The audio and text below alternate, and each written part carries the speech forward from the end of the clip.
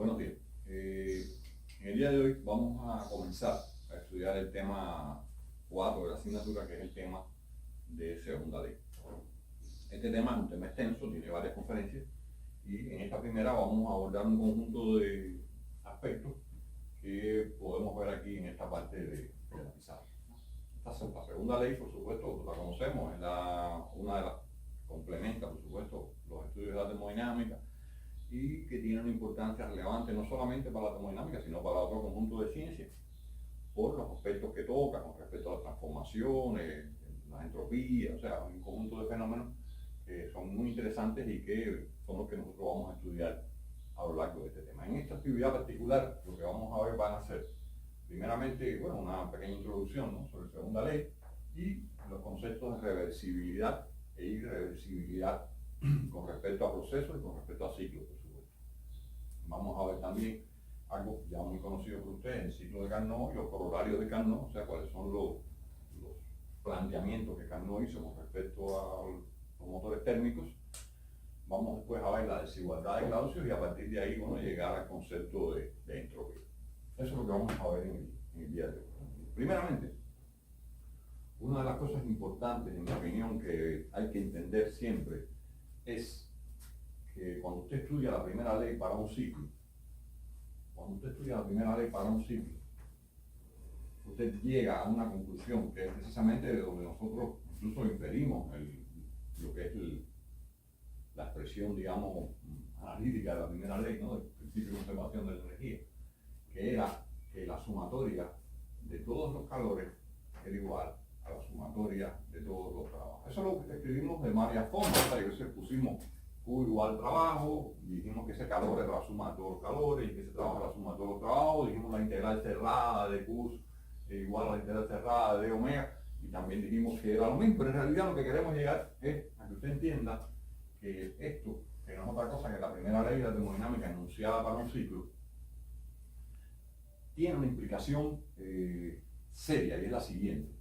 Cuando usted dice que el calor es igual que el trabajo, lo que usted está haciendo en realidad es igualando numéricamente ambas magnitudes.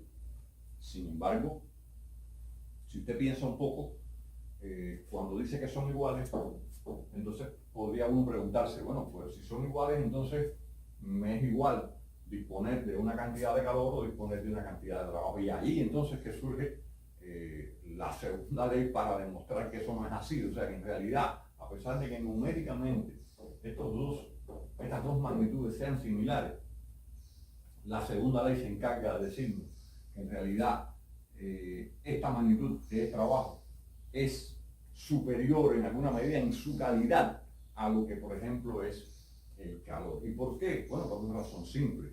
Usted puede convertir todo este trabajo sin ningún problema. Usted lo puede convertir en calor. Sin ningún problema, fácilmente. Sin embargo, usted no tiene la posibilidad de convertir todo este calor en trabajo. Luego, quiere decir que esta igualdad es solo numérica con respecto a calidad, cualitativamente. Esta magnitud, o sea, el trabajo, es una energía mejor organizada y por lo tanto es una energía que tiene una disponibilidad mayor y por lo tanto, como les decía, puede ser convertida en calor si usted lo necesita, pero sin embargo, en el sentido inverso, usted no lo puede lograr. O sea, usted no puede lograr convertir todo el calor disponible que usted tenga en trabajo. Es imposible porque este calor tiene límites en cuanto a su conversión en trabajo y esos límites los fija precisamente la segunda ley. Eso es lo que a lo que nosotros nos vamos a dedicar, y esa es precisamente, en mi opinión, una de las principales relevancias de la segunda ley, que distingue cualitativamente a la energía. O sea, no la trata de la misma manera según sea el tipo de energía que usted está hablando, ¿no? Calor, trabajo. Ahora bien, ¿qué cosa para nosotros es reversible o irreversible? Ustedes recordarán cuando estudiábamos la primera ley que hablábamos de trabajo. Nosotros llegamos a explicarles a ustedes que, por ejemplo, el trabajo para un sistema cerrado es la integral de PdV, y decíamos, bueno, para poder integrar, resolver ese integral, usted tiene que conocer la relación entre presión y volumen, porque la integral de PdV, si usted no conoce cómo se comporta la presión con respecto al volumen, usted no puede resolver ese integral. Y si usted conoce la relación entre presión y volumen, no es otra cosa que conocer la trayectoria, por supuesto, que siguió el sistema o sustancia de trabajo a lo largo de ese proceso que usted está tratando de estudiar y para el cual usted quiere calcular su trabajo. Luego eso quiere decir que nosotros tuvimos que generar un concepto que en su momento fue el proceso cuasiestático. Nosotros dijimos, bueno, ¿qué cosa es un proceso cuasiestático? ¿Se acuerdan? Cuando estudiamos primera ley, dijimos, bueno, un proceso cuasiestático es un proceso que ocurre como una sucesión de estados de equilibrio.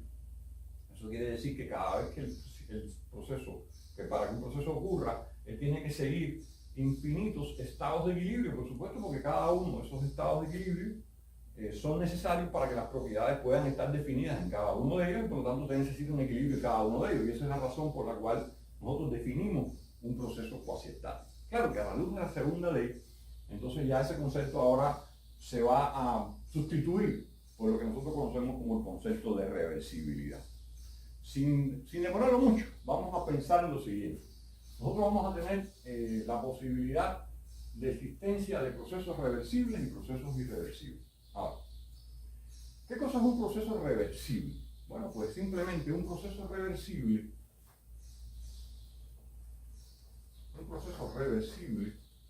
es aquel que una vez que ha ocurrido una transformación, por ejemplo, desde un estado 1 hasta un estado 2 de manera reversible, significa que usted puede retornar el sistema del estado 1 a ese estado, del estado 2 a ese estado 1, o sea, usted puede retornar el sistema a su punto original y tanto el sistema como el entorno del sistema se mantengan inalterables. Quiere decir que usted logre restituir todo, tanto sistema como alrededores, al mismo estado inicial que tenía antes de que ese proceso ocurriera. Eso es lo que se conoce como un proceso reversible. Lógicamente, el proceso mediante el cual usted es incapaz de restituir el sistema a su estado original sería un proceso irreversible, lógicamente. Ahora bien, pensemos, digamos, por ejemplo, en alguna situación, vamos a llamarlo así, ¿no? Pensemos, por ejemplo, en un cuerpo que se encuentra a una temperatura T mayor que una temperatura ambiental. Un proceso o una situación como esa. Pensemos en un sistema con una determinada presión mayor que la presión del entorno. Fíjense que estoy utilizando el subíndice 0 tanto para la temperatura como presión del entorno, ¿no? Y estamos hablando de dos cosas independientes, ¿no? Y piensen también, por ejemplo, en un proceso en el cual un sistema, por ejemplo, está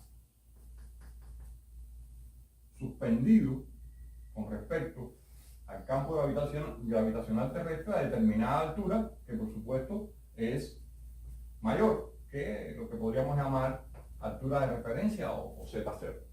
Fíjense que esos tres procesos, o esas tres situaciones, tienen, a la luz del análisis que vamos a realizar, tienen una cosa en común.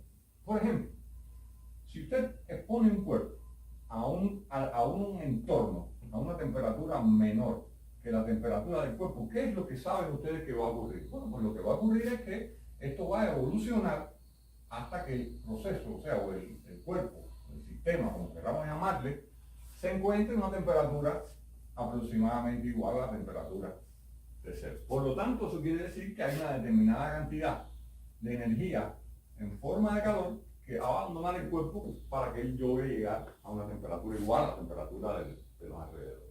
De la misma manera, si este cuerpo, por ejemplo, este sistema que tiene una sustancia que está a una presión por encima de la presión del entorno que lo rodea, y usted abre esta válvula, pues entonces lo que va a ocurrir es que este sistema va a evolucionar hasta que la presión dentro del sistema sea aproximadamente la presión del entorno. ¿Por qué? Porque, bueno, por supuesto, toda la sustancia que estaba contenida dentro del sistema a presión, bueno, va a escapar y por lo tanto usted va a llegar a esta condición. Este que está aquí, si usted, por ejemplo, decide cortar una representación ahí terrible de una tijera, pero bueno, si usted logra cortar la línea que une el cuerpo con el sistema que lo tiene fijo, pues entonces indiscutiblemente que la evolución que este sistema va a seguir es que él va a terminar, por supuesto, después de un proceso de caída libre, por ejemplo, va a terminar a una Z aproximadamente igual a Z0. Fíjense que todos estos procesos, cuando usted los mira, tienen una cosa en común. En todos estos casos hay sistemas en desequilibrio con el entorno. Este tiene un desequilibrio con respecto a su temperatura, este tiene un desequilibrio mecánico con respecto a su presión, y este tiene un desequilibrio porque tiene una energía potencial diferente a la energía potencial, digamos, que podría tener sobre la superficie de la Tierra. Estos cuatro procesos pueden ocurrir sin, estas tres situaciones pueden evolucionar a estos tres estados finales sin necesidad de que haya intervención humana. Quiere decir, la temperatura mayor que la temperatura del ambiente inevitablemente va a terminar en un flujo de calor al entorno y va a terminar en T0. El escape de la sustancia a través de una válvula que nunca sella completamente va a terminar siendo un sistema a una presión igual a cero. Todo el mundo lo ha comprobado porque sabe que la goma de un automóvil, después de estar llena, con un tiempo hay que volver a echar aire porque van perdiendo presión. Y este cuerpo, por supuesto, en algún momento esta soga no necesita cortarla, o sea, no hace falta que sea, en un momento esta soga va a llegar a un estado que se va a quebrar y entonces el sistema también va a terminar en este estado. Luego, los tres procesos son procesos espontáneos. Luego, los procesos espontáneos son aquellos que ocurren, por supuesto, sin ayuda, o sea, no hace falta intervención para que esos procesos ocurran. Y todos los procesos espontáneos tienen una peculiaridad. Todos son procesos irreversibles. Fíjense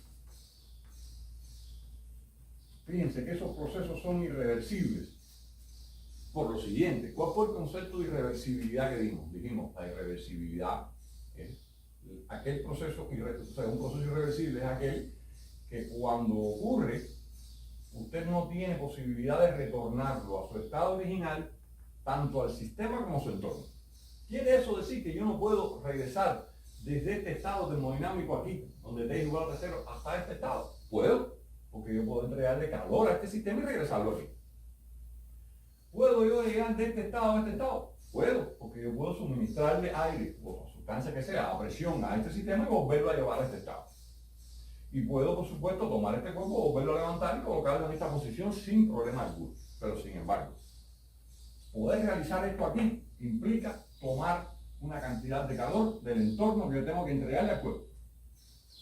Volver a llevar este sistema a este estado donde la presión interior es mayor que el entorno implica gastar una determinada cantidad de trabajo en comprimir la sustancia para volver el sistema de este estado a este estado. Luego, por lo tanto el calor que tengo, el trabajo que tengo que suministrar para poder llevar calor o para poder llevar el sistema de una temperatura inferior a una temperatura superior, el trabajo que yo tengo que gastar para comprimir la sustancia desde este estado de equilibrio con el entorno hasta esta presión superior, o el trabajo que tengo que gastar para levantar este cuerpo hasta esta posición original que él tenía, a pesar de que en los tres casos yo puedo restablecer el estado del sistema a su estado original, implica que yo no puedo retornar el entorno, porque yo he tomado del entorno una determinada cantidad de trabajo para poder retornar el sistema a cada uno de estos estados. Y eso hace que en realidad todos estos procesos sean denominados irreversibles.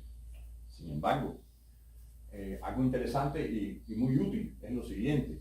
Si yo defino que yo logro tener procesos que son internamente reversibles, pues entonces yo podría estudiar procesos reversibles dejando las irreversibilidades al entorno. Eso quiere decir que si yo estoy en presencia de procesos reversibles o procesos irreversibles,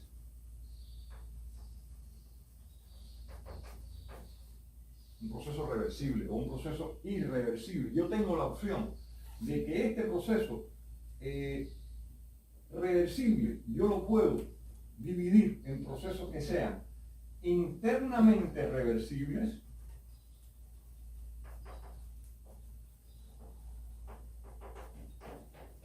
y por supuesto procesos reversibles como tal.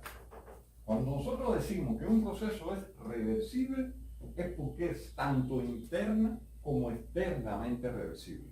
Cuando decimos que un proceso es internamente reversible es porque estamos considerando que las posibles irreversibilidades presentes en la transformación que sufrió ese sistema están en los alrededores del sistema y no en el interior del sistema.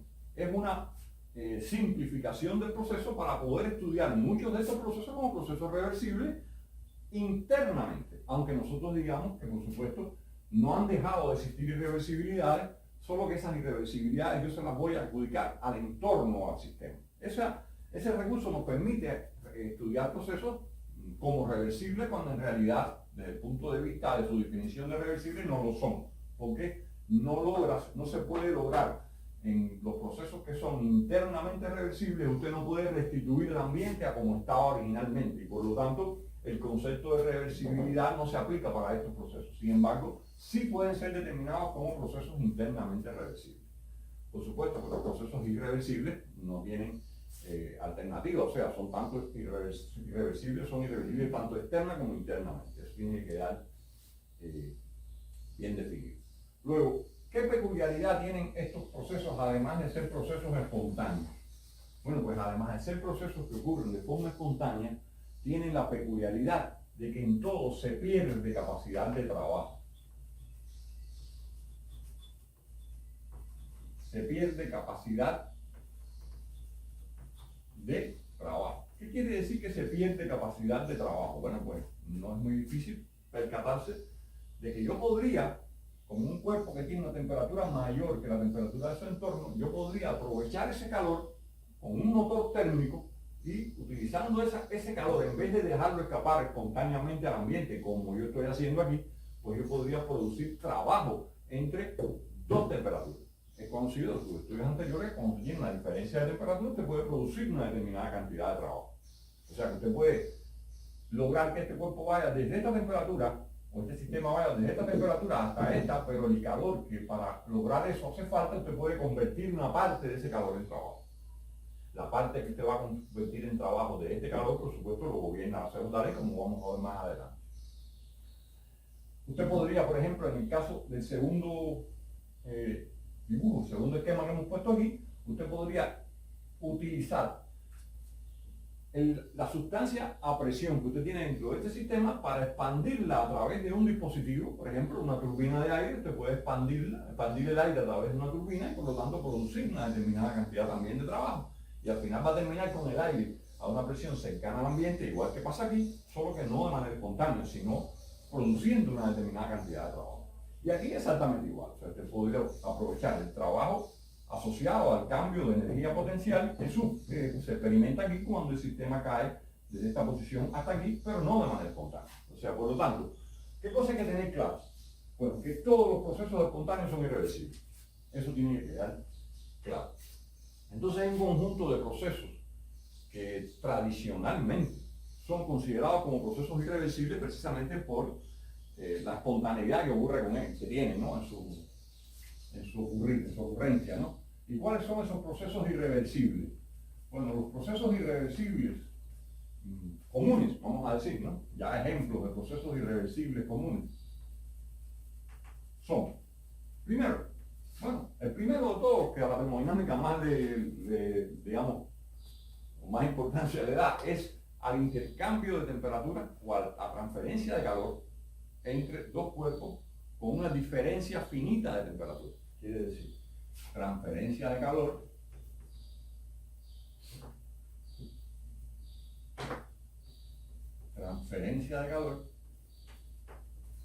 o intercambio de calor, como quieran ponerlo, transferencia de calor entre dos cuerpos con diferencia finita de temperatura. Ese es uno de los primeros procesos irreversibles. ¿Y por qué es un proceso irreversible? Muy simple, porque usted puede pasar el calor en una dirección, pero no puede pasar en la otra.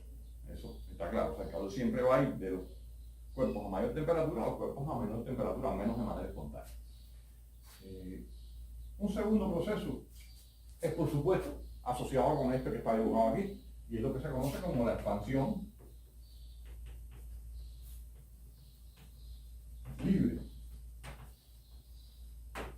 Expansión libre o espontánea, ¿no? Como queramos.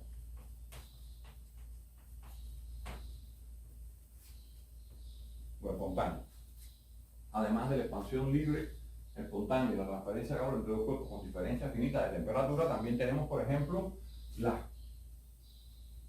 reacciones químicas espontáneas. Tanto, por ejemplo, la combustión espontánea, o sea, la explosión de una sustancia combustible, como, por ejemplo, la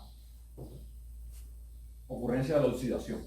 La oxidación es una reacción química lenta muchas veces, pero también es una reacción espontánea, o sea que usted no puede regresar y dejar, por supuesto, el ambiente a la misma forma que lo tenía antes, el entorno. La fricción, clásico caso. La fricción, tanto la fricción de deslizamiento, la que ocurre entre dos cuerpos sólidos, por ejemplo, como la fricción viscosa. ¿Cuál es la fricción viscosa? La fricción que ocurre dentro de un fluido por interacción entre diferentes capas de ese fluido. Esa fricción es conocida como fricción viscosa, mientras la fricción de deslizamiento es aquella que ocurre entre dos cuerpos sólidos. En ambos casos, todos sabemos, la fricción no es otra cosa que disipación de energía en forma de calor, y por eso, por supuesto, es una de las condiciones o uno de los procesos irreversibles naturalmente clásicos, ¿no? Además de esto, también tenemos otro proceso como es la disipación en una resistencia eléctrica.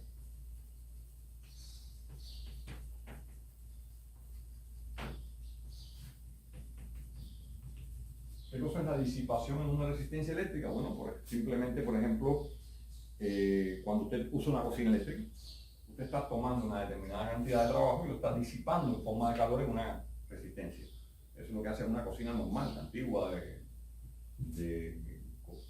eléctrica, ¿no? Lógicamente este proceso es totalmente irreversible porque usted no logra, por supuesto, con ese calor llegar a producir el mismo trabajo que usted obtuvo cuando usted hizo o disipó esa determinada cantidad de trabajo en una resistencia eléctrica. Otro típico caso de proceso irreversible, la mezcla de sustancias con diferente composición. La mezcla de sustancias con diferente composición. Usted puede mezclar espontáneamente dos sustancias con diferente composición, pero no puede después separarlas de manera simple como mismo la formó. Luego, todas ellas pasan por ser procesos que pueden ocurrir en una dirección, sin embargo, no pueden ocurrir en la dirección contraria de forma espontánea como ocurrieron en esa primera dirección que les mencionaba. ¿Por qué se mencionan estos procesos irreversibles? Porque lo que principalmente me interesa que los estudiantes se lleven claro es lo siguiente: todos los procesos espontáneos son irreversibles, ¿verdad? Todos los procesos irreversibles implican una pérdida de capacidad de trabajo. Por lo tanto, la función de un ingeniero es evitar perder su capacidad de trabajo. Por lo tanto, usted lo que tiene que hacer a lo largo de su vida ingenieril con respecto a los procesos y con respecto a la energía asociada a los procesos es precisamente evitar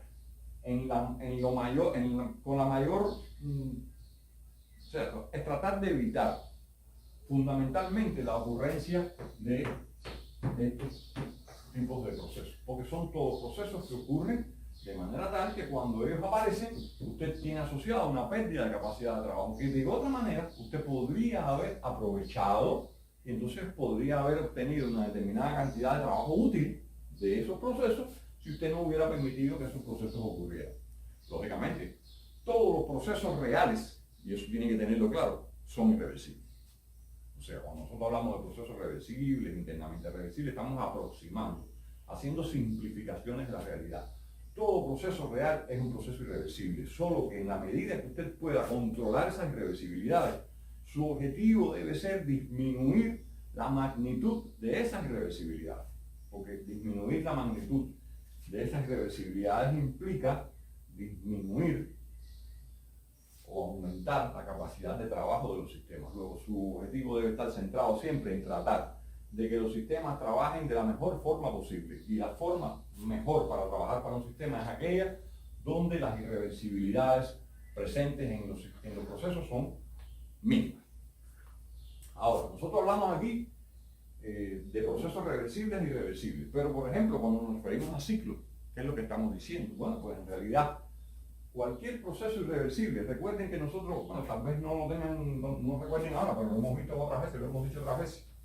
Cuando usted tiene cualquier proceso en un plano termodinámico, que hasta ahora para nosotros el plano PV es el más empleado, cualquier proceso que usted realice en un plano termodinámico entre un estado 1 y un estado 2, y usted lo representa como una línea continua, porque usted está asumiendo que ese proceso, hasta ahora, usted asumía que es un proceso cuasi estático, ¿no? Bueno, pues a partir de ahora para nosotros lo que usted representa, quiere decir, el proceso del cual usted conoce la trayectoria real que él sigue, es para nosotros un proceso reversible.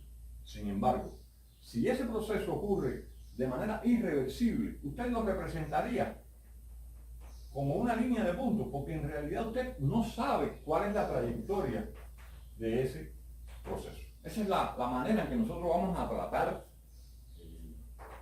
los procesos a la hora de su representación en un plano. O sea, aquellos que representamos en línea de puntos son irreversibles, y aquellos que representamos como línea continua son procesos reversibles. Luego, fíjense que aquí, lo que yo he dibujado, si usted lo quiere analizar de 1 a 2 y de 2 a 1, es un ciclo, ¿verdad? Porque en realidad es una trayectoria cerrada, y si es una trayectoria cerrada, esto es un ciclo.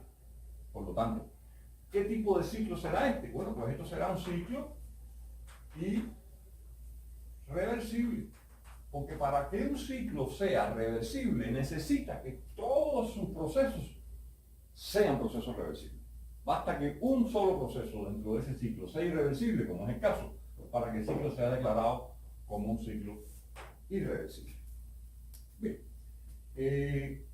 Con respecto a este problema de reversibilidad y reversibilidad, creo que ya hemos llegado a lo que queríamos que usted dominara, o sea, la existencia de dos formas de ocurrir los procesos, reversible y irreversible.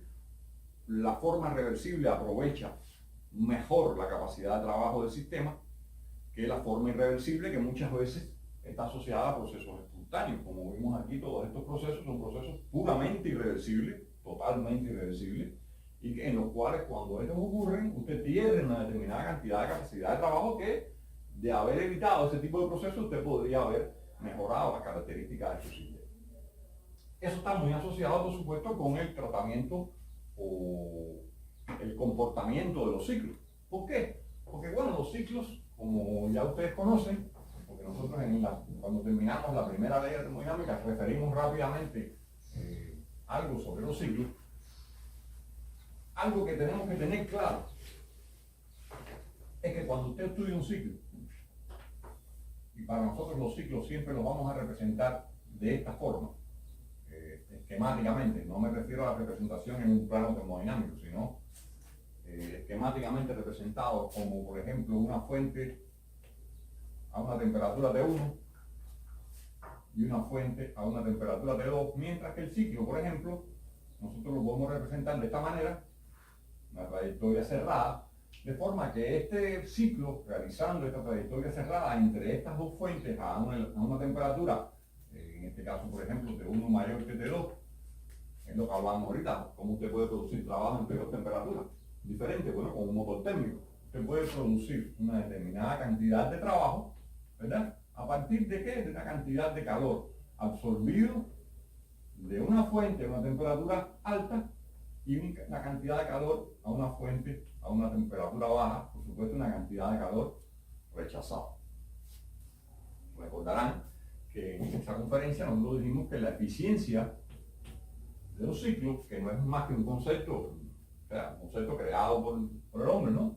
Para poder valorar la perfección, podríamos decir, de este ciclo. Era el objetivo que nosotros estábamos buscando con la realización de este ciclo, era producir una determinada cantidad de trabajo neto. Y esa cantidad de trabajo neto, que no es otra cosa que la cantidad de trabajo total, porque usted puede consumir una determinada cantidad de trabajo a lo largo de este ciclo, pero bueno, puede entregar al entorno una cantidad de trabajo neto, pues entonces ese trabajo neto que usted está produciendo, si usted lo divide sobre la disponibilidad de calor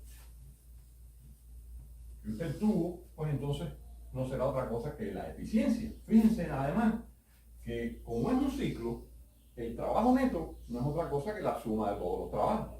Y la suma de todos los trabajos es la suma de todos los calores. Por lo tanto, en realidad estamos diciendo que la sumatoria de todos los calores dividido el calor absorbido no es otra cosa que la eficiencia de un ciclo. Fíjense entonces que esa eficiencia de ese ciclo, si el calor o la sumatoria de todos los calores es el calor absorbido más el calor rechazado, pues entonces todo esto es la eficiencia del ciclo. Y bueno, ya siendo un poco más simple, como hay un denominador común, podríamos haber puesto 1 más la cantidad de calor rechazado dividido la cantidad de calor absorbido. Ojo, fíjense que yo estoy poniendo un signo A porque en realidad es una sumatoria de calores absorbidos y rechazados. Lo que ocurre es que cuando usted determine, utilizando por supuesto las expresiones que ha aprendido aquí a lo largo de la ley de la asignatura, usted se va a dar cuenta que el calor rechazado va a ser un calor que es negativo y el calor absorbido va a ser un calor positivo. Luego, el resultado de esta relación entre negativo y positivo, este signo se va a convertir en un menos y por lo tanto usted va a tener una eficiencia asociada a esa expresión. Usted a lo largo de sus estudios tiene que haber recibido información sobre ciclos muy renombrados, por decirlo de alguna manera. Y quizás uno de los ciclos más renombrados que usted recuerda de sus estudios de preuniversitario o sus estudios incluso de física aquí en la universidad es lo que se conoce como el ciclo de Carnot, ¿verdad? El ciclo de Carnot. ¿Qué cosa es el ciclo de Carnot? Bueno, el ciclo de Carnot es un ciclo que tiene como característica el hecho de ser un ciclo reversible. Y fíjense que cuando yo digo que es un ciclo reversible, es que estoy diciendo que es un ciclo reversible tanto interna como externamente, ¿no? Por lo tanto, ese ciclo reversible es como el paradigma con respecto a ciclos que usted conoce de sus estudios anteriores. Quiere decir, todo el mundo tiene claro que la eficiencia del ciclo de Carnot es la eficiencia máxima. Después vamos a dar los corolarios de Carnot al final, ¿no? Para que usted se dé cuenta de cuál es exactamente la forma en que eso debe ser expresado. Pero lo que usted sí tiene claro es que este ciclo es, podríamos decir, de alguna forma el mejor de los ciclos posibles, ¿no? No quiere decir que la eficiencia de un ciclo de Carnot, como se le pregunta muchas veces a los estudiantes, después de haber pasado un tiempo entre sus estudios de ciclo de Carnot y el momento en que hace la pregunta, usted les dice, ¿cuál es la eficiencia de un ciclo de Carnot? Hay algunos que dicen 1, o sea, 100%. No, totalmente falso. No tiene nada que ver con eso. Es una eficiencia grande, que es la eficiencia probablemente más alta que usted logra, probablemente no, la eficiencia más alta que usted logra para un ciclo trabajando entre dos temperaturas, pero no es eficiencia del 100%, como es lo que es. Y no es eficiencia del 100% porque fíjense que a la luz de esta expresión, para que la eficiencia fuera del 100%, usted necesitaría que el ciclo no rechazara calor. Por lo tanto, si un ciclo no rechaza calor, entonces este término sería 0 y esta eficiencia sería igual a 1, lo cual es imposible desde el punto de vista de la segunda ley. Ahora bien, si nosotros representamos un ciclo de Carnot, porque Carnot definió su ciclo y lo definió siguiendo 4 procesos diferentes. Las características en un diagrama PV de un ciclo de Carnot son que el ciclo de Carnot está formado por 4 procesos, que por supuesto yo voy a denotar aquí 4 estados termodinámicos diferentes y la conexión entre esos 4 estados termodinámicos diferentes es la que genera los 4 procesos diferentes. Usted va a tener un proceso desde el estado termodinámico 1 hasta el estado termodinámico 2 que va a ocurrir a temperatura igual constante. Y esta temperatura podemos llamarle temperatura T2, porque es la temperatura, por supuesto, más baja a la que el ciclo está expuesto. Esto es un proceso en el cual no hay intercambio de calor. Por lo tanto, es un proceso que nosotros vamos a denominar, como ya sabemos, un proceso adiabático. Desde 2 hasta 3 es un proceso adiabático.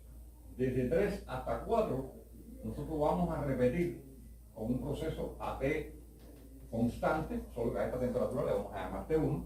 Y finalmente nosotros vamos a cerrar el ciclo con un proceso con la característica de ser también un proceso adiabático. Luego vamos a tener, como usted puede percibir en este esquema, dos procesos adiabáticos y dos procesos a temperatura constante o isotérmico. Por lo tanto, un ciclo de Carnot está formado por dos adiabatas, por decirlo de alguna manera, dos líneas para que representan procesos adiabáticos y dos isotérmicos. ¿No? Dos adiabatas y dos isotérmicos. Ahora bien, si usted recuerda lo que nosotros estudiamos, supongamos que la sustancia que está realizando este ciclo es un gas ideal, por ejemplo. Bueno, pues si la sustancia que está realizando ese ciclo es un gas ideal, entonces nosotros decimos, ¿cómo podemos determinar la eficiencia de este ciclo de Carnot? Bueno, a la luz de esto que está aquí sería 1, ¿verdad?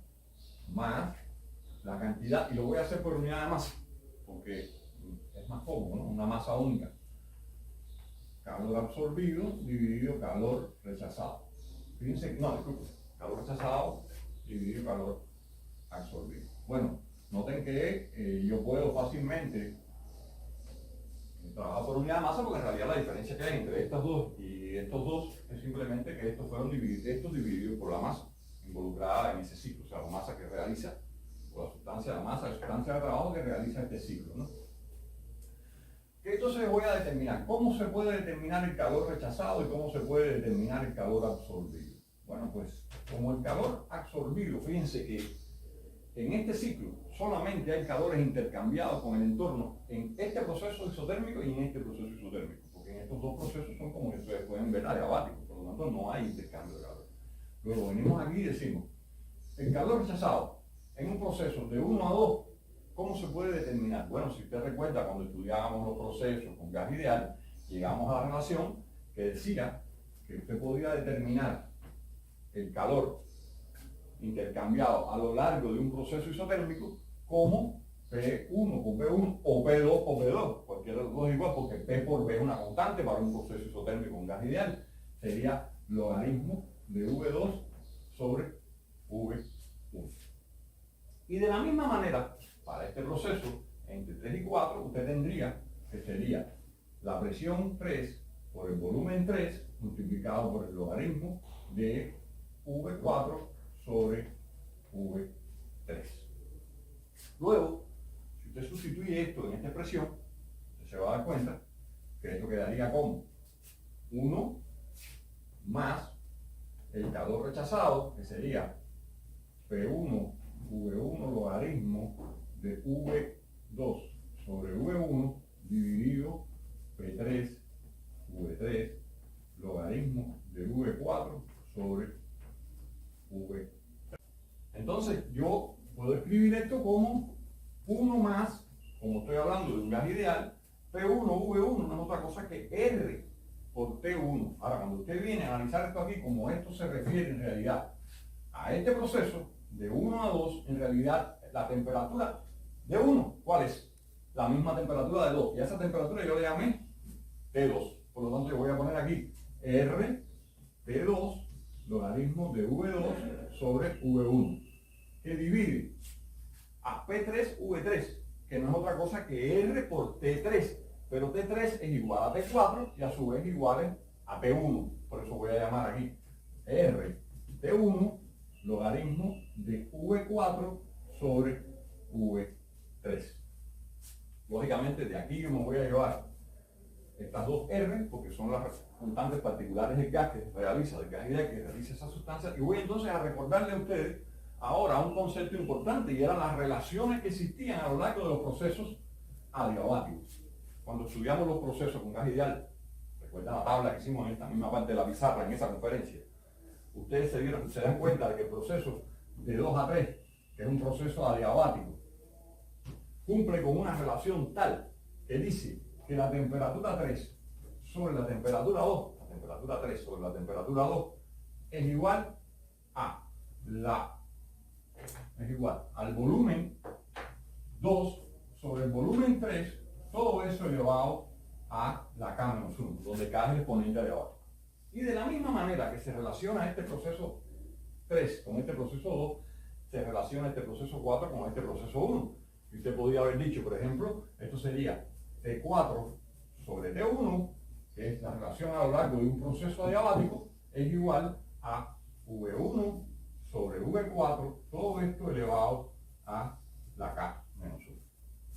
Lógicamente, si usted se da cuenta, T3 y T4 son T1, luego T3 es igual a T4, T3 es igual a T4 y T2 es igual a T1, por lo tanto T2 es igual a T1, de donde usted puede extraer sin mucha complicación que, y voy a pasarlo para este lado de la pizarra aquí, para este lado de acá, usted puede extraer sin mucha complicación que en realidad V2 sobre V3 sería igual a V1 sobre V4.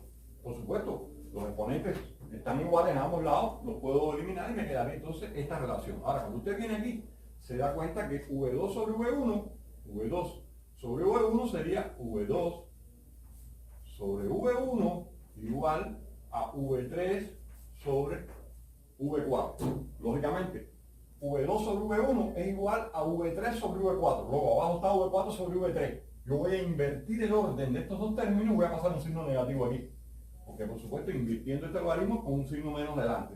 Me quedaría entonces que esto sería 1 menos T2 logaritmo de V2 sobre V1 dividido T1 logaritmo de V3 sobre V4. Y como ya demostramos que V3 sobre V4 es lo mismo que V2 sobre V1, pues entonces este término se va con este término y nos quedaría entonces que la eficiencia de este ciclo, que es un ciclo reversible de Carnot realizado con un gas ideal, sería igual a 1 menos T2 sobre T1. Y esto es quizás una de las conclusiones que usted probablemente recuerde de sus estudios, y es que para el caso de un ciclo de Carnot, la eficiencia del ciclo de Carnot, además de ser determinada como 1 sobre el calor rechazado sobre el calor absorbido, también puede ser explicada como 1 menos la temperatura de la fuente a la que se rechaza calor sobre la temperatura de la fuente a la que se absorbe calor. Y eso es importante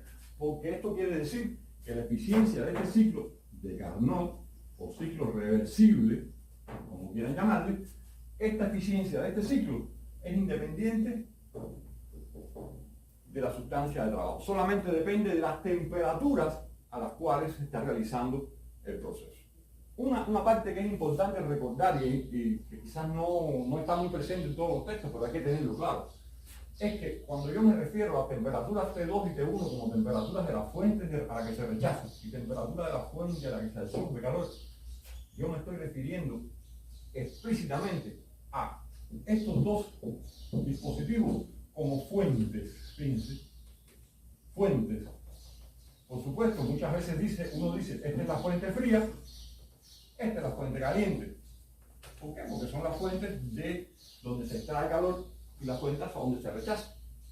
Estas fuentes tienen que, para poder ser fuentes, o sea, para poder ser seleccionadas o escogidas como fuentes, tienen que cumplir con una condición, y es que la temperatura de la fuente tiene que ser constante. Fíjense que ese concepto es tal que quiere decir que independientemente de que usted le esté entregando calor a la fuente, o independientemente de que usted esté tomando calor de la fuente, el reservorio de energía en estas fuentes es tan grande que a pesar de que usted extraiga o ceda calor a una de ellas, usted no logra cambiarle su temperatura. Ese es el concepto de fuente como tal. Por lo tanto, si usted rechaza calor a una fuente, usted no puede cambiarle su temperatura. Si usted extrae calor de una fuente, usted no puede cambiarle su temperatura. Lo cual significa que las fuentes de absorción y de rechazo, caliente o fría, son, por supuesto, fuentes a temperatura constante por definición. Para poder decir que algo es una fuente, usted necesita que su temperatura sea constante. Y fíjense que esa implicación es importante por lo siguiente. El ciclo que realiza esta sustancia, esto que está representado aquí es el ciclo realizado por la sustancia de trabajo. Lo que estoy asumiendo que la sustancia de trabajo está a esta temperatura cuando absorbe calor, ¿verdad? Porque aquí es que ocurre la absorción de calor. Y aquí es que ocurre el rechazo de calor. Lógicamente a la temperatura que ya sabemos es T2 y la temperatura que ya sabemos es T1. Temperatura de la fuente, temperatura de la otra fuente. Yo estoy asumiendo que la sustancia de trabajo está a la temperatura de la fuente. Quiere decir que el intercambio de calor que ocurre entre la fuente, tanto caliente como la fuente fría, yo puedo asumir lo que ocurre como si la fuente estuviera a una temperatura tan cercana a la temperatura de la sustancia de trabajo, porque por supuesto, para poder lograr un intercambio de calor entre una fuente y una sustancia de trabajo, yo necesito una diferencia de temperatura. Pero esa diferencia de temperatura es una diferencia de temperatura infinitesimal. Tanto la que existe entre la fuente caliente y la sustancia de trabajo que absorbe calor, como la que existe entre la fuente fría y la sustancia que rechaza calor. Luego, por lo tanto, no existe diferencia entre la temperatura de la fuente y la temperatura de la sustancia de trabajo. Si yo considerara, fíjense ahora, para que se den cuenta del concepto que hablamos al principio, si yo considerara, por ejemplo, que existe una diferencia de temperatura finita, por ejemplo, más grande aquí y aquí, como en realidad muchas veces ocurre, como en realidad ocurre en la práctica, pues entonces, si aquí existe una diferencia de temperatura finita, para poder intercambiar calor entre la fuente y la sustancia, yo necesito entrar en una irreversibilidad, que era la primera de las irreversibilidades que estudiamos, que es el intercambio de calor entre dos sustancias con diferencia finita de temperatura. Por lo tanto, entonces, si yo tengo esta diferencia aquí, entonces, y esta diferencia aquí, mi ciclo deja de ser un ciclo reversible y pasa a ser un ciclo internamente reversible. Quiere decir, yo puedo considerar que internamente reversible el ciclo se ejecuta de esta manera, solo que tengo una irreversibilidad en el intercambio de calor aquí y una irreversibilidad en el intercambio de calor aquí. Por supuesto, si voy a considerar que el ciclo es reversible, entonces tengo que decir, como originalmente había dicho, que la diferencia de temperatura es infinitesimal. ¿Por qué entonces es que usted a lo largo de sus estudios se va a encontrar que todos los ciclos reversibles que usted va a estudiar absorben calor a temperatura constante? La razón es esa. Es que si la fuente de la cual usted está absorbiendo calor tiene una temperatura constante y usted trata de crear un ciclo reversible cuya temperatura de absorción de calor no sea constante, ya usted está implicando una diferencia de temperatura finita. Luego usted necesita que la absorción de calor ocurra a T constante y que el rechazo de calor ocurra a T constante, porque las fuentes de por sí lo son. Esa es la razón por la cual las fuentes se definen de esa manera y todos los procesos reversibles, los ciclos reversibles van a estar obligados a tener procesos de absorción y rechazo. Con las fuentes externas me refiero a temperatura constante. Pueden tener otros procesos de absorción y rechazo de calor internos que no sean a temperatura constante, pero eso no me preocupa porque son internos en el ciclo. Ahora, este ciclo de Carnot, cuando Carnot hizo su estudio y llegó a esta conclusión, él enunció dos corolarios, o vamos a decir dos enunciados fundamentales que hizo Carnot con respecto a sus estudios, ¿no? Uno de ellos es el siguiente: la eficiencia. La eficiencia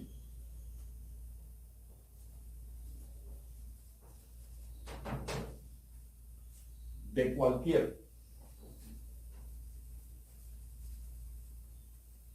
ciclo reversible es la mayor posible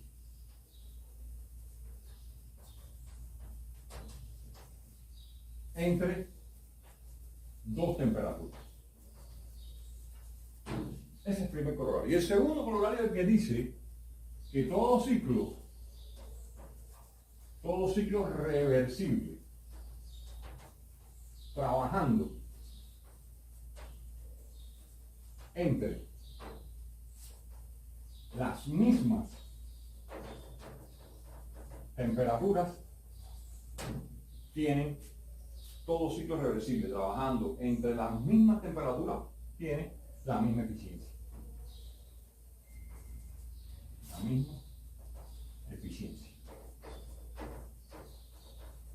O sea, si lo hablamos en español correcto, debe ser todos los ciclos reversibles trabajando entre las mismas temperaturas tienen la misma eficiencia exactamente. O sea, cuando yo digo que un ciclo es reversible, no importa la estructura que el ciclo tenga, si está trabajando entre dos temperaturas iguales a otro ciclo con otra estructura, pero también yo digo que es reversible, ambos tienen la misma eficiencia. Eso es importante. Y por otro lado, entre dos temperaturas posibles, entre dos temperaturas, los ciclos reversibles son aquellos que alcanzan la máxima eficiencia. Por lo tanto, si usted tiene un ciclo irreversible trabajando entre dos temperaturas, su eficiencia debe ser inferior a la eficiencia de un ciclo reversible trabajando entre las mismas temperaturas. Eso debe quedar claro. Vamos a mostrar de una manera un poco práctica ese corolario, sobre todo de la eficiencia del ciclo reversible y irreversible entre las mismas temperaturas, para que ustedes entiendan al resultado del que Carnot llegó cuál es, ¿no? Vamos a imaginar que usted tiene un ciclo, en principio, vamos a considerar un ciclo reversible. Por supuesto, si estoy diciendo que voy a considerar un ciclo reversible, porque voy a considerar un ciclo que tiene la mayor eficiencia posible entre dos temperaturas. Vamos a suponer que yo tengo una temperatura aquí de absorción de calor T1 y que este ciclo reversible es un ciclo, voy a ponerle aquí reversible, para que quede claro que es un ciclo reversible. Vamos a suponer que él toma de la fuente caliente, toma 100 kJ. Y él entrega, vamos a suponer, una cantidad de trabajo neto igual a 40 kJ. Si él toma 100 kJ de la fuente caliente y entrega 40 kJ de trabajo neto, él tiene que rechazar, como es lógico, 60 kJ a la fuente fría. Luego lo que estoy diciendo, a la luz de este análisis, es que la eficiencia de este ciclo sería ¿cuál? Bueno, pues la eficiencia de este ciclo tiene que ser 40, porque usted va a dividir el trabajo neto entre el calor absorbido. Por lo tanto, la eficiencia de este ciclo es de 40%, que no es otra cosa que dividir 40 entre 100 y multiplicarlo por 100. Esta es la eficiencia de este ciclo reversible. Ahora vamos a tomar este ciclo y vamos a convertirlo en un ciclo invertido, o sea, en un ciclo de absorción de calor, en un ciclo de refrigeración. A diferencia de este ciclo que es un motor térmico, o sea, está produciendo una determinada cantidad. Si yo invierto ese ciclo, entonces yo lo que voy a tener es una temperatura T2, una temperatura T1, un ciclo que va, por supuesto, a trabajar en la forma, va a seguir siendo un ciclo reversible, ¿no? Pero este era un motor y este sería entonces un refrigerador, ¿verdad? Y el refrigerador está obligado a tomar calor de la fuente. Por lo tanto, si este refrigerador nosotros queremos que absorba 60 kJ de esta fuente fría, necesitaría 40 kJ de trabajo para poder entregar los 100 kJ a la fuente caliente, que no es otra cosa que este mismo ciclo, pero trabajando de manera inversa. Después que definimos estas dos cosas, por supuesto, estamos hablando del ciclo reversible, vamos a suponer que pudiera existir un ciclo irreversible, que tuviera una eficiencia igual a 50%, trabajando entre estas dos mismas temperaturas. Vamos a suponerlo, como tratando de violar aquel corolario de Carnot, ¿no? Vamos a hacerlo así, vamos a decir, perfecto, si yo tengo esta fuente a la temperatura T1, fuente caliente, y esta fuente fría a la temperatura T2, yo voy a suponer que voy a tratar de mover este refrigerador, o sea, este ciclo de refrigeración, lo voy a tratar de mover con, tengo que entregarle 40 kJ para poderlo poner a funcionar, para que él me entregue 100 kJ a la fuente caliente y él tome 60 kJ de la fuente fría. Si para moverlo yo voy a utilizar un ciclo irreversible, fíjense, que estoy suponiendo que logra tener una eficiencia mayor, estoy tratando de violar esto que está aquí, que dice aquí. Entonces, ese ciclo, para poderle entregar a este refrigerador 40 kJ, necesitaría haber tomado de la fuente caliente solamente 80. porque en realidad su eficiencia, como dijimos, es 50. Luego él solamente podría o debería tomar 80 kilojoules de la fuente caliente, porque una vez que usted diga trabajo neto entre eficiencia, 40 entre 80 da 50%. Por lo tanto, este ciclo tomaría de esos 80, 40 lo convertiría en trabajo y rechazaría 40 kilojoules a la fuente fría. Ahora usted viene y dice, vamos a tomar este sistema y vamos a establecer una frontera en este sistema y nos vamos a dar cuenta de que este sistema, fíjense lo que está ocurriendo, están pasando desde la fuente fría hacia la fuente caliente 20 kilojoules. Es una verdad. Yo estoy tomando 80 de aquí, estoy entregando 100. Estoy entregando 40, estoy tomando 60. Quiere decir, están pasando 20 kilojoules de la fuente fría a la fuente caliente. Y sin embargo, yo no estoy consumiendo ninguna cantidad de trabajo. Porque ninguna cantidad de trabajo atraviesa esta frontera. Quiere decir, yo estoy en presencia de un sistema que está pasando calor desde esta fuente fría hacia esta fuente de calor, hasta esta fuente caliente, de forma espontánea. O sea, estoy moviendo calor desde un cuerpo frío hacia un cuerpo caliente de manera espontánea. Eso es algo que todo el mundo entiende perfectamente que no es posible. Y como no es posible, esto demuestra que en realidad asumir que podría existir un ciclo con una eficiencia mayor que un ciclo reversible, trabajando entre las mismas temperaturas, es una violación de uno de los principios de Cantor. Y demuestra por reducción al absurdo que eso es imposible. Usted podría, por ejemplo,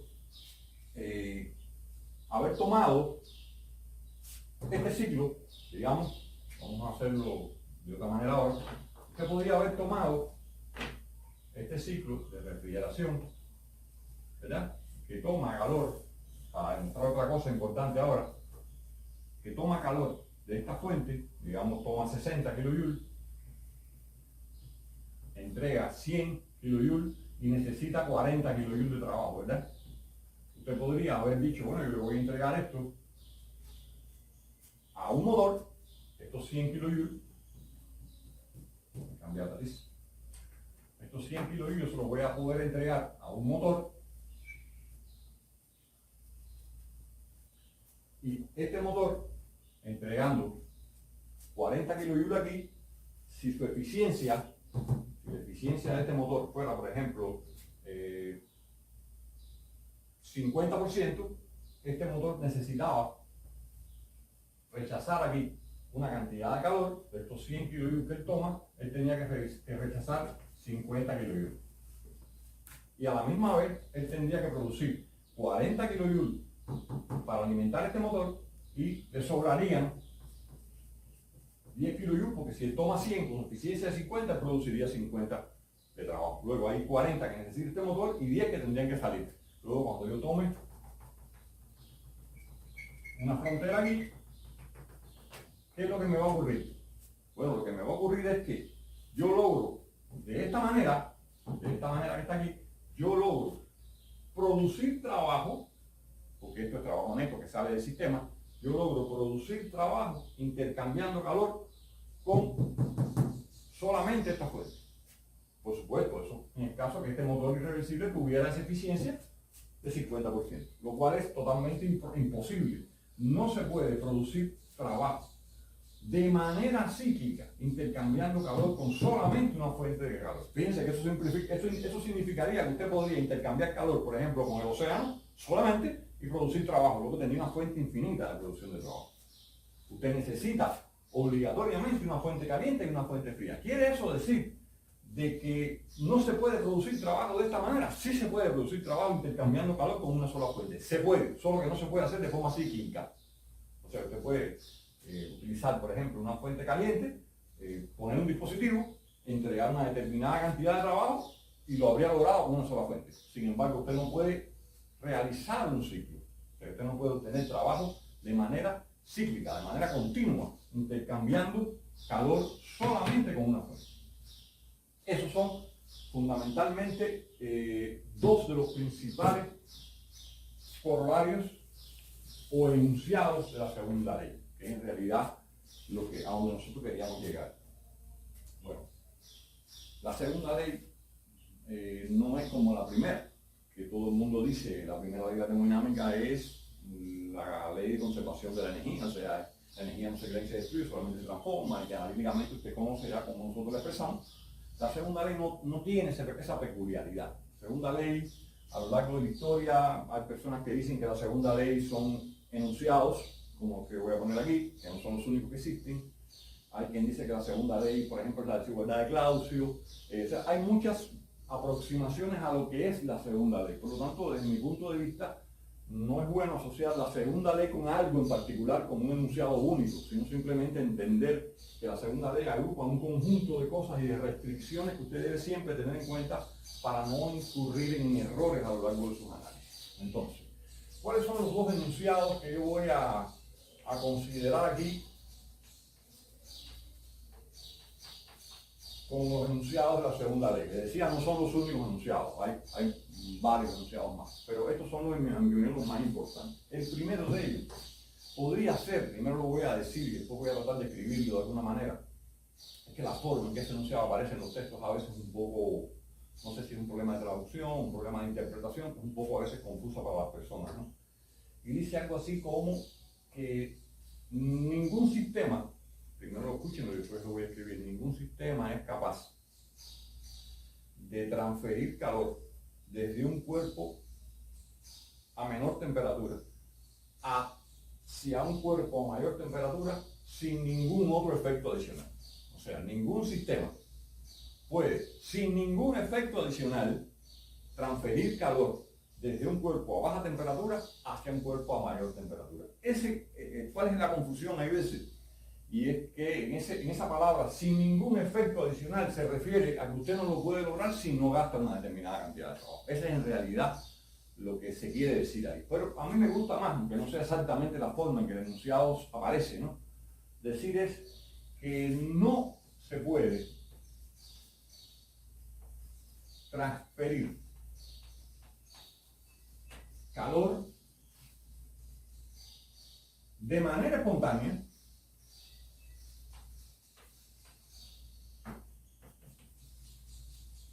desde un cuerpo a menor temperatura hacia otro con mayor temperatura. Fíjense que esto no es exactamente el enunciado como aparece. Les repito, el enunciado aparece diciendo que no se puede, sin ningún otro efecto, no hay un sistema que sin ningún otro efecto sea capaz de transferir calor desde un cuerpo con temperatura inferior hacia un cuerpo con temperatura superior. Esa es la forma en que aparece el enunciado. Este enunciado, como lo estoy diciendo, no el que escribo más bien para que ustedes lo entiendan quizás mejor, se debe a los trabajos de Clausius. Y por eso se conoce como el enunciado de Clausius. Y fíjense que está muy relacionado con lo que nosotros demostramos aquí por reducción al absurdo. Es imposible pasar calor de una fuente fría hacia una fuente caliente sin ningún otro efecto adicional. Eso es lo que quiere decir este primer enunciado. Y el segundo de los enunciados es el enunciado que se debe a Kelvin Planck y que dice que no existe un sistema, no se puede construir. No se puede construir un sistema capaz de producir trabajo de forma cíclica, y esa es la palabra clave aquí en este enunciado, de forma cíclica. No se puede construir un sistema capaz de producir trabajo de forma cíclica intercambiando calor con solo una fuente. Que no es otra cosa que esta segunda conclusión a la que llegamos aquí. O sea, este enunciado se debe a Kelvin, bueno, se reconoce al trabajo de dos personas, Kelvin y Planck. Por eso se conoce como el enunciado de Clausius y el enunciado de Kelvin Planck. La palabra clave aquí es de forma cíclica. Igual que la palabra clave en el enunciado de Clausius era sin ningún efecto adicional, como les comenté, ¿no? aunque aquí yo lo pongo de otra manera. Pero esas son las dos palabras clave que definen los dos enunciados. Y esos son dos de los enunciados de la segunda ley que, según se dice o según se plantea, todos los enunciados posibles de la segunda ley pueden ser reducidos a uno mismo. Eso ya lleva, por supuesto, un trabajo más complejo, porque a veces es difícil lograr reducir de un determinado enunciado a otro y llegar exactamente al mismo resultado del otro, ¿no? Pero es en realidad lo que me interesa. Fíjense que hasta aquí hemos visto reversibilidad y reversibilidad como proceso. La existencia de procesos o ciclos internamente reversibles, es un concepto muy importante que nos permite estudiar procesos como reversibles. En realidad dejamos las irreversibilidades en el exterior. Vimos ciclos y dentro de los ciclos vimos el ciclo de Carnot con sus dos principales fundamentos, ¿no? Sus dos principales corolarios, ¿no? Como dice el texto, que son: no hay posibilidad de que un ciclo irreversible tenga una eficiencia mayor que un ciclo reversible trabajando de las mismas temperaturas. Dicho de esa manera, ¿sí? Y lo otro sería que todos los ciclos que trabajan entre las mismas temperaturas y sean reversibles, no importa su característica o su estructura, tienen la misma eficiencia. Por lo tanto, no existen diferencias. Ya se puede notar que si cuando usted ve la expresión de la eficiencia para un ciclo reversible como este, que no importa que sea Carnot o no lo sea, porque todos los ciclos reversibles entre las mismas temperaturas tienen la misma eficiencia, y por lo tanto cuando usted se fija en esto, ahí usted puede llegar a la conclusión fácilmente de que la única posibilidad de que la eficiencia de un ciclo Carnot sea máxima, o sea 100%, es que esta temperatura fuera nula, fuera cero, y por lo tanto eso es imposible. Entonces, en realidad, todos los ciclos de Carnot tienen una eficiencia, por supuesto, inferior a la unidad y dependen de las temperaturas a la que rechazan y la temperatura a la que absorben calor. Entonces, a la luz de eso, vamos a ver ahora, después de haber visto esto con respecto a los ciclos, la eficiencia, vamos a hacer un análisis muy interesante que nos va a permitir llegar a un resultado que es quizás quien da origen o quizás o que le da mayor valor, digamos, a la segunda ley, ¿no? Porque ahí se va a generar después la definición de la entropía. O sea, vamos a llegar a un concepto que es la que se conoce como la desigualdad de Clausius, y vamos a llegar por un análisis que vamos a realizar bastante simple, ¿no? No es un análisis muy complejo, mucho menos, pero solo me interesa que usted se dé cuenta de cómo se llega a ese análisis. Primero, vamos a pensar que estamos en presencia de un ciclo reversible.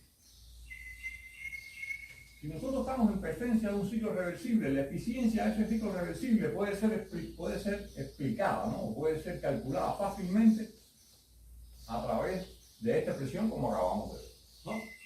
Pero no quiere decir que la eficiencia de ese ciclo reversible no sea también igual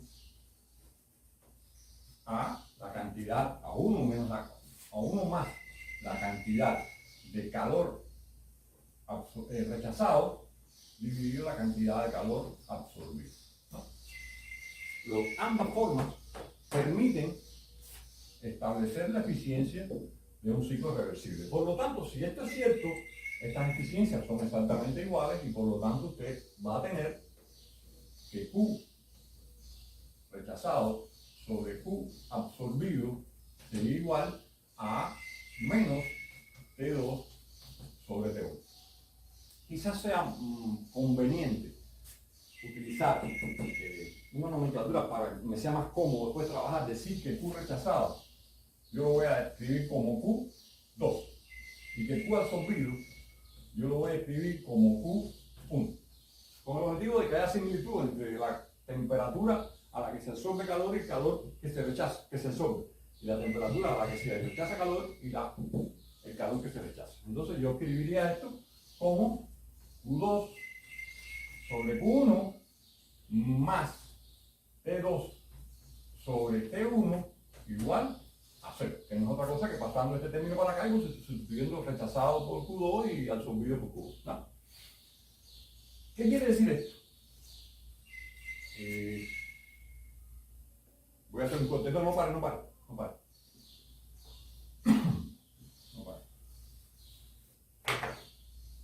A partir de esta definición, yo podría haber escrito entonces que Q rechazado, que para mí sería Q2 dividido T2 sería igual a menos Q1 dividido T1. Y si paso esto para acá, me quedaría entonces, bueno, puedo escribir como que Q1 sobre T1 más Q2 sobre T2 serían iguales a 0. ¿Qué es lo que estoy diciendo aquí?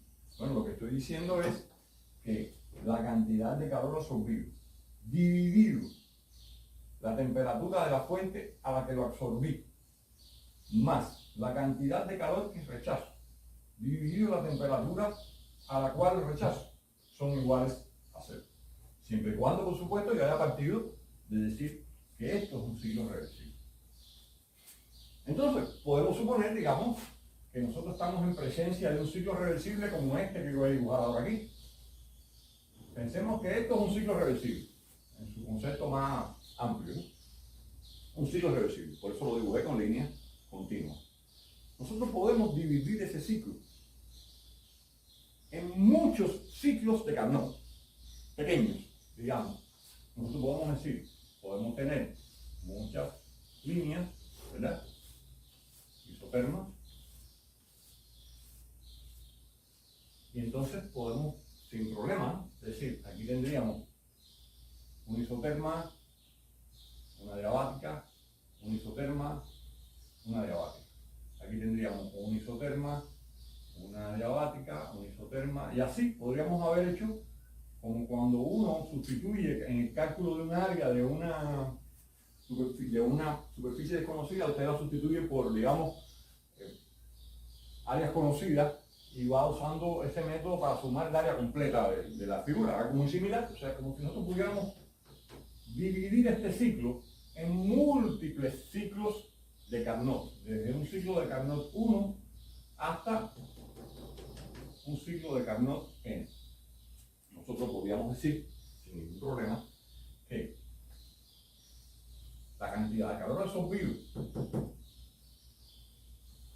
por el ciclo 1 dividido la temperatura de absorción de este ciclo 1 más la cantidad de calor rechazado por este ciclo 1 sobre la temperatura a la que rechaza ese ciclo 1 sería con respecto al ciclo 1 más el mismo término, por ejemplo, para el ciclo número 2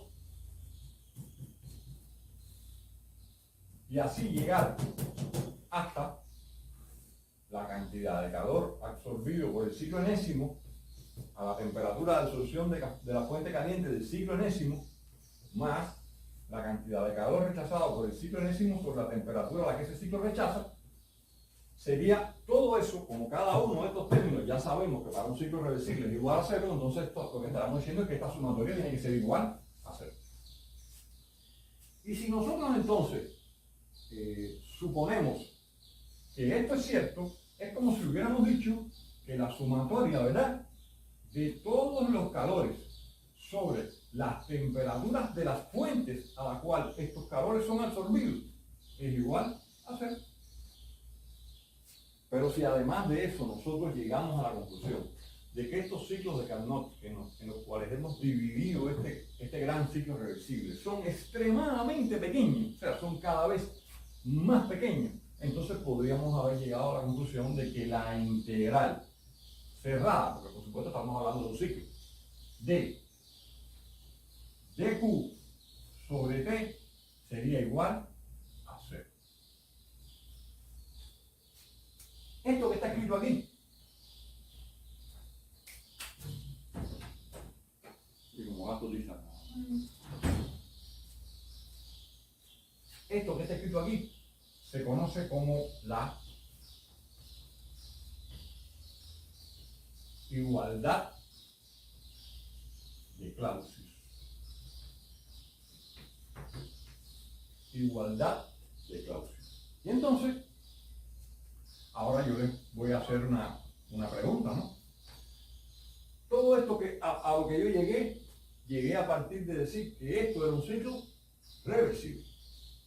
Pero si yo hubiera partido de un ciclo irreversible,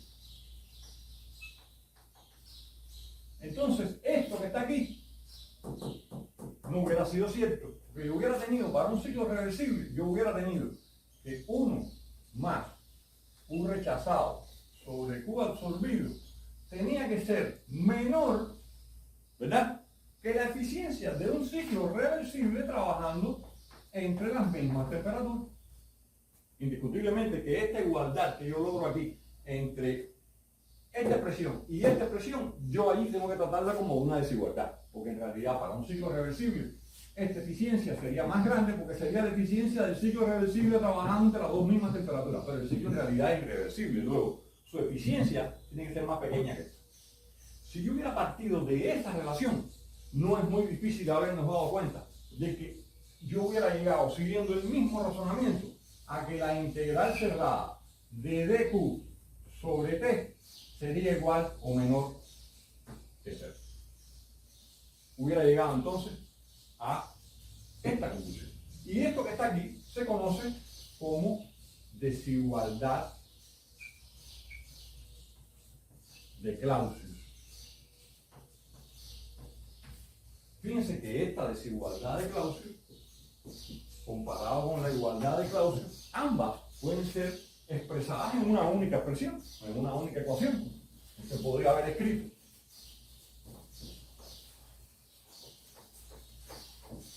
usted puede haber escrito que la integral de dq sobre t a lo largo de una trayectoria cerrada, que es como lo estamos estudiando, tiene que ser menor o igual que 0. Y de esa manera yo incluyo ambos tratamientos dentro de este esquema al que ya podemos sin ningún problema llamarle también la desigualdad de Clausius, solo que esa desigualdad de Clausius incluye también la igualdad. ¿Qué pasa? Que normalmente, antiguamente se trabajaba mucho con la desigualdad de Clausius, pero el trabajo con desigualdades es un poco incómodo, ¿no? O sea, es a veces un poco trabajoso. Y entonces se ha sustituido, o actualmente, ¿no?, se prefiere sustituir la desigualdad por una igualdad empleando un término llamado menos sigma. Quiere decir que este término menos sigma o generación de entropía, que es como en realidad se le llama, aunque todavía no hayamos definido la propiedad, tiene posibilidades, tiene la posibilidad de tomar varios valores. Por ejemplo, si sigma es igual a 0, ¿en qué condición usted estaría? Bueno, pues si sigma es igual a 0, usted estaría en esta condición.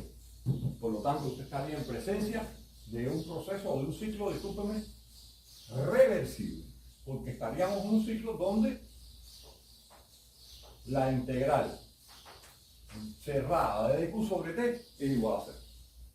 Luego, este ciclo ocurre de forma reversible. Si sigma es mayor que 0, entonces usted estaría en el caso en el cual se cumpliría esta desigualdad de Clausius, que no es otra cosa, o sería la integral cerrada de q sobre t sería menor que 0. Luego usted estaría en presencia de un ciclo y reversible. Si sigma fuese menor que 0, entonces usted estaría en presencia de algo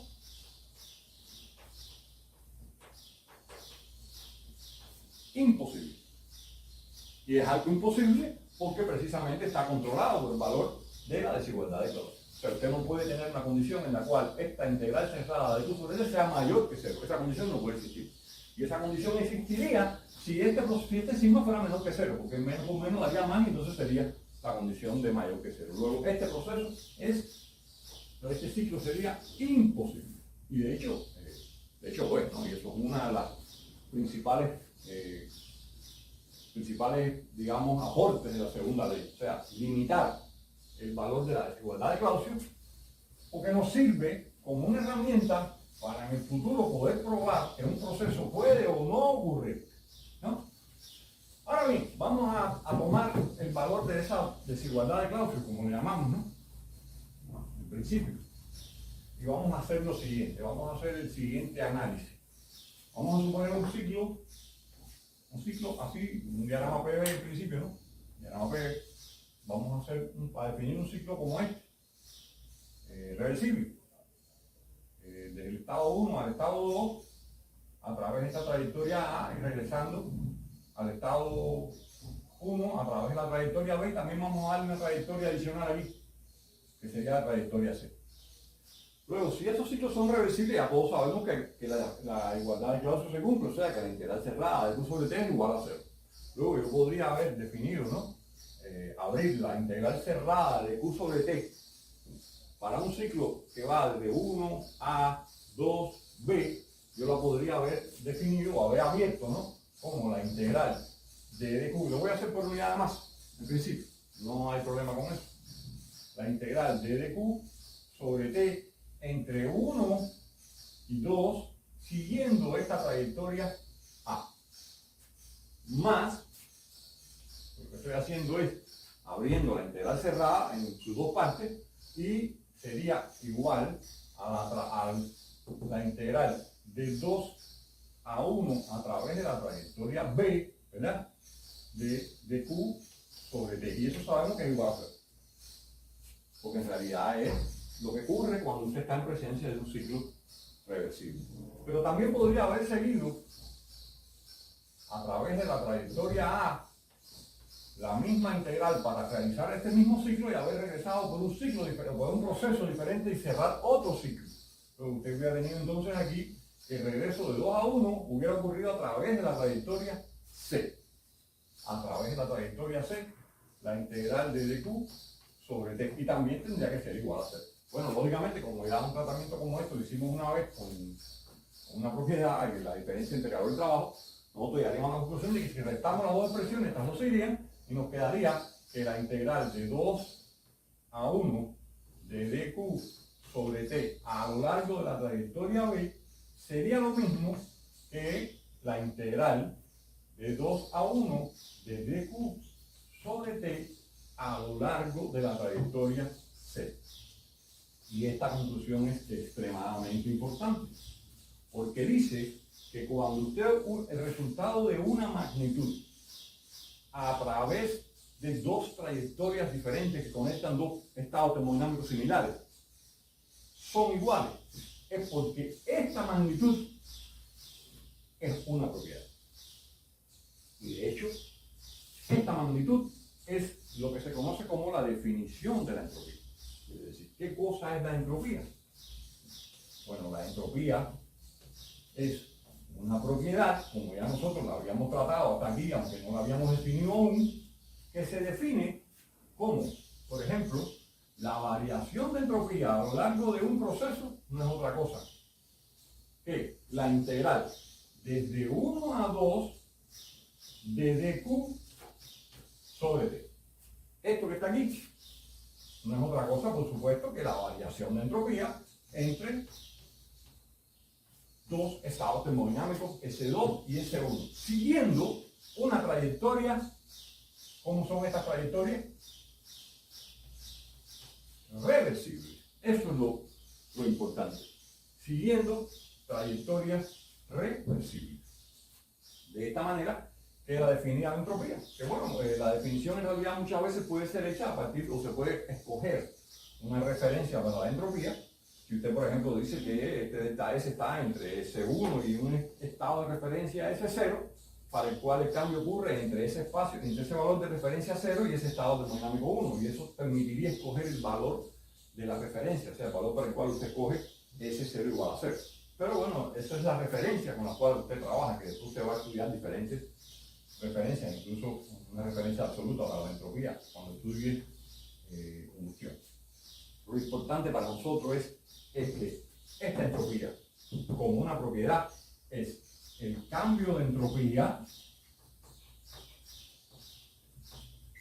que puede ser determinado así para una trayectoria reversible. Para una trayectoria reversible. Y la existencia de esta magnitud como una propiedad nos trae a la luz un nuevo plano termodinámico muy empleado de termodinámica, muy empleado. Un nuevo plano termodinámico que hasta ahora no habíamos podido utilizar a pesar de sus bondades, que es el plano termodinámico temperatura, entropía. El plano termodinámico temperatura, entropía nos permite, o sea, el conocimiento de esta magnitud como una propiedad nos permite definir este plano termodinámico temperatura, entropía, que por ejemplo, para el agua, ya usted conoce cuál es la forma que tiene el diagrama PV para el agua. Bueno, pues para el caso del diagrama temperatura, entropía, esa forma es bastante similar. Tiene esta manera. ¿Qué quiere decir que esta es la forma de un diagrama temperatura, entropía para el agua? Quiere decir que aquí estamos hablando de la región de líquido saturado, aquí estaría el punto crítico y aquí estaría la región de vapor saturado, como ya usted conoce el diagrama PV. Solo que aquí, ahora, usted podría, por ejemplo, representar las líneas a presión constante, tendrían este comportamiento. ¿Ven? Fíjense que igual que pasa en el diagrama presión-volumen, se lo voy a poner al lado solo por un problema de comparación, para que no pierdan, para que sea más fácil lo que voy a explicar. El diagrama presión-volumen era así, y usted decía, estas eran las líneas de temperatura constante, ¿verdad? Pues entonces esas líneas tenían esta forma. Ahora cuando usted viene aquí, dice, estas son las líneas de presión igual constante. Por supuesto, aquí las líneas de presión constante indiscutiblemente son líneas rectas. Y aquí las líneas de temperatura constante, lógicamente, son líneas rectas. Pero fíjense que ocurre exactamente lo mismo. Dentro de la región del domo o la región de cambio de fase, usted se va a encontrar que las líneas de temperatura constante y las líneas de presión constante coinciden, tanto en este diagrama como en este, porque no hay otra alternativa, tiene que ser así. Si no es así, estamos violando alguna cosa. También existen líneas de volumen constante, porque aquí el volumen no está en ninguna de las dos de los dos ejes. Y entonces las líneas de volumen constante son líneas que tienen una pendiente ligeramente más alta que la pendiente que tienen las líneas de presión constante. Estas serían las líneas de volumen constante. Luego, si usted se fija, por ejemplo, para esta línea de presión constante, este término, ¿qué cosa sería? ¿Qué cosa era este término? Este término era lo que nosotros llamábamos VG. Y este término es lo que nosotros llamábamos UF. Pues de la misma manera, este término que está aquí es SG. Y este término que está aquí sería SF. ¿Y se acuerdan la relación que hay, por ejemplo, con el valor de esta S? Por decirlo de alguna manera. De esta S que está aquí. Igual que ocurría, por ejemplo, con este volumen que está aquí. Usted decía, yo determino este volumen como VF más X. ¿Qué cosa era X? X es la calidad de ese punto. Multiplicado por VG menos VF, que es lo que llamábamos VFG. Y aquí entonces nosotros diríamos, bueno, pues la entropía es igual a SF, análogamente, ya eso habíamos visto esta expresión antes, pero vamos a recordarla, como X, y X es la calidad en este punto, multiplicado por SG menos SF, o lo que es lo mismo, SFG. Fíjense que el tratamiento es similar, solo que la magnitud es diferente. Aquí hablamos de entropía, aquí hablamos de volumen. Pero es un tratamiento similar. Este diagrama es extremadamente útil y probablemente a partir de ahora nosotros lo usemos mucho más que lo que usamos en el diagrama PV. A pesar de que, bueno, también vamos a continuar para determinadas circunstancias utilizando el diagrama PV. Que quizás sería bueno ahora pensar en lo siguiente, y es algo que de lo que no le he hablado, pero le voy a hablar ahora que están los dos diagramas hechos en la pizarra. Mire, si en un diagrama PV usted tiene un ciclo, vamos a pensar, vamos a hacerlo de otro color incluso para que se vea, quizás el azul lo vea mejor, ¿no? Vamos a suponer que usted tiene un ciclo como este. No me importa la forma del ciclo ahora. Lo que me importa es lo siguiente. Y vamos a suponer que este ciclo se desarrolla en este sentido. ¿Qué cosa sería el área encerrada dentro de este ciclo de un diagrama PV? Bueno, pues el área encerrada dentro de este ciclo de un diagrama PV sería el trabajo. Porque recuerden que este ciclo produce trabajo en la medida en que a lo largo de los procesos usted tenga un una variación de volumen positiva, porque recuerden que el trabajo era la integral para un sistema cerrado, la integral de PdV. Cada vez que usted tenga un dB positivo, o sea, un proceso donde usted se está expandiendo, pues entonces usted va a tener un trabajo positivo. Los trabajos positivos son los que se obtienen cuando usted trabaja de esta manera. Ahora, cuando usted venga en un proceso, por ejemplo, como este acá abajo, donde usted viene con una compresión, porque el volumen está disminuyendo, pues entonces este trabajo sería negativo. Y entonces al final, cuando usted representa las áreas bajo la curva de cada uno de los procesos, quizás le es más difícil verlo aquí, pero si usted lo hiciera, por ejemplo, como un ciclo así, en el mismo diagrama PV, usted diría, bueno, pues yo divido a la mitad. El área bajo este proceso completo es trabajo positivo. El área bajo este proceso es trabajo negativo. Por lo tanto, la suma de todos los trabajos, ¿qué cosa es? Trabajo neto. Y trabajo neto, ¿qué cosa es? El trabajo positivo menos el trabajo negativo. Por lo tanto, esto que está acá adentro es el trabajo. Y eso es válido para un diagrama PV. Ahora, cuando usted venga a un diagrama TS, miren la diferencia. Supongamos que usted tiene un diagrama TS, un ciclo como este. Y usted divide aquí. ¿Qué es lo que usted tiene bajo esta curva? Bueno, fíjense en esta expresión para el cambio de entropía. Usted no está diciendo ahí, usted no está diciendo que ds es igual a dq sobre t. Es lo que usted está diciendo aquí, para un proceso reversible. Bueno, pues eso es lo mismo que haber dicho que dq es igual a t ds. Y por lo tanto, entonces, si usted esta expresión la integra, usted tendría que q es igual a la integral de t ds. ¿Qué analogía usted encuentra entre q igual a t ds y trabajo igual a p db? Bueno, pues la misma analogía que usted encuentra allá, diciendo que el trabajo bajo la curva, el área bajo la curva es este trabajo para un diagrama PV, pues el área bajo la curva, cualquier proceso, el área bajo la curva, por ejemplo, para este proceso, el área bajo la curva de un proceso, no tiene que ser una curva, una línea horizontal, puede ser cualquier forma, el área bajo la curva en un diagrama TS es calor.